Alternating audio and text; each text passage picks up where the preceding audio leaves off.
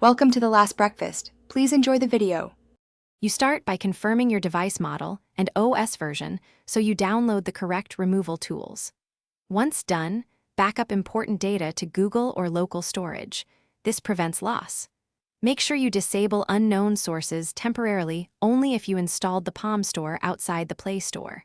Then open Settings and note the installed app list. You'll use that to identify the Palm Store package name before uninstalling, which avoids removing critical system apps by mistake.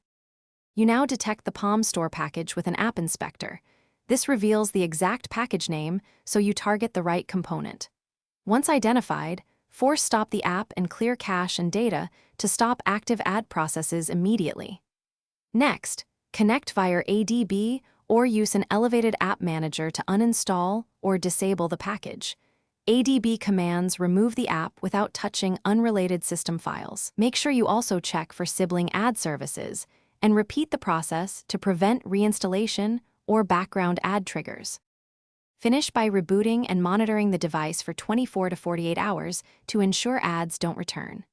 After reboot, rescan with a reputable malware or adware tool to find residual packages and remove them. If you still see ads or the Palm Store came pre-installed as system bloat, consider a factory reset or flashing the correct firmware as a last resort. Both remove persistent system-level ad modules. One troubleshooting tip: if uninstall fails, verify you targeted the correct package name. Thanks for watching. If this was helpful, leave a like and consider subscribing. See you next time.